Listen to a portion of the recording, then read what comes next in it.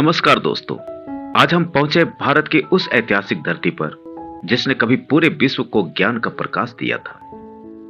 यह है महान नालंदा यूनिवर्सिटी रूइंस, जो आज खंडहर के रूप में जरूर दिखाई देता है, लेकिन कभी यह दुनिया का सबसे महान और प्रसिद्ध विश्वविद्यालय हुआ करता था।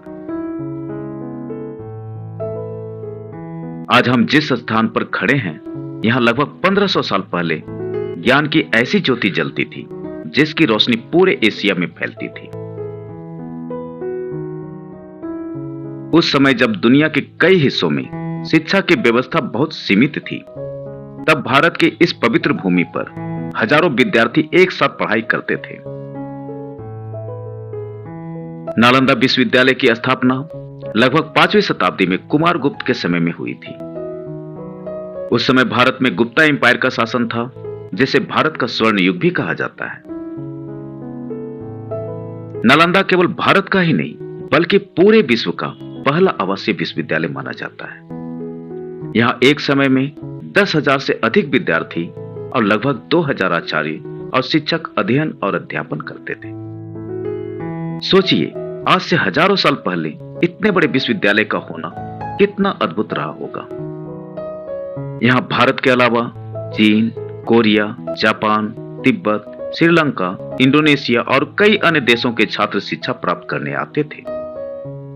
चीन के प्रसिद्ध यात्री हुएनसांग और इसिंग भी यहां अध्ययन करने आए थे। उन्होंने अपनी यात्रा वृत्तांत में नालंदा विश्वविद्यालय की महानता का बहुत विस्तार से वर्णन किया है। उनके अनुसार यहां प्रवेश पाना इतना आसान नहीं था। विद्यार्थियों को पहले कठिन परीक्षा देनी पड़ती थी। कहा जाता है कि द्वार पर विद्वान आचार्य बैठते थे, जो आने वाले विद्यार्थियों से प्रश्न पूछते थे। अगर विद्यार्थी सही उत्तर दे पाता, तभी उसे प्रवेश मिलता। इतिहासकार बताते हैं कि हर 10 में से केवल 2 या 3 विद्यार्थियों को ही प्रवेश मिलता था। इस विश्वविद्यालय में बौद्ध धर्म के अलावा दर्शन शास्त्र, व्याकरण, गणित, चिकित्सा विज्ञान, खगोल शास्त्र इत्यादि विषयों की शिक्षा दी जाती थी। इस विश्वविद्यालय की सबसे अद्भुत चीज थी इसकी विशाल लाइब्रेरी, जिसे धर्मगंज कहा जाता था। कहा जाता है कि इस पुस्तकालय में लाखों किताबें और पांडुलिपियां रखी हुई थी। यह पुस्तकालय इतना विशाल था कि इसमें 9 मंजिलों तक किताबों के भंडार थे।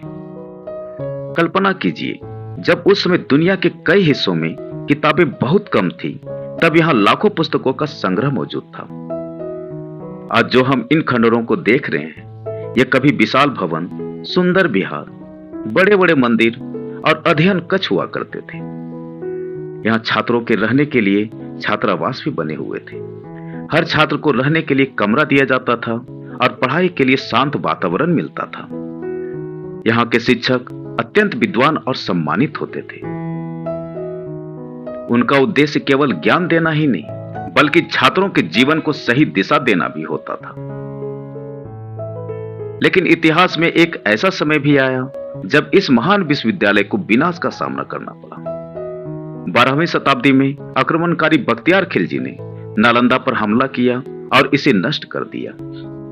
कहा जाता है कि उस समय नालंदा की विशाल लाइब्रेरी में आग लगा दी गई थी और वह आग कई महीनों तक जलती रही। इस आग में हजारों सालों का ज्ञान और अनमोल पांडुलिपियां नष्ट हो गई। इसके बाद धीरे धीरे यह महान विश्वविद्यालय इतिहास के पन्नों में खो गया और केवल खंडहर बनकर रह गया। लेकिन आज भी यह खंडहर हमें भारत के उस गौरवशाली अतीत की याद दिलाते हैं, जब भारत शिक्षा और ज्ञान का सबसे बड़ा केंद्र था। आज भी हम इन ईंटों को देखते हैं तो लगता है मानो ये हमें अपने गौरवशाली इतिहास की कहानी सुना रही हो। यह स्थान हमें यह भी सिखाता है कि ज्ञान और शिक्षा किसी भी सभ्यता की सबसे बड़ी ताकत होती है। आज नालंदा का यह क्षेत्र यूनेस्को की विश्व धरोहर सूची में शामिल है। यह पूरे विश्व के लिए गर्व और प्रेरणा का स्थान है। आज दुनिया भर के लोग यहां आते हैं और भारत के इस महान विश्वविद्यालय के इतिहास को जानने की कोशिश करते हैं।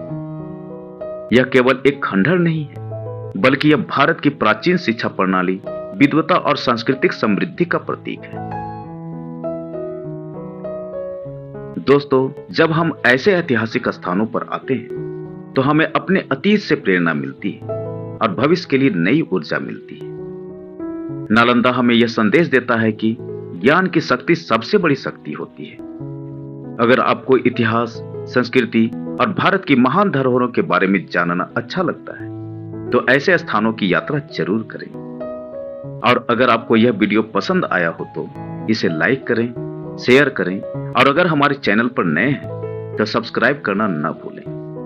धन्यवाद।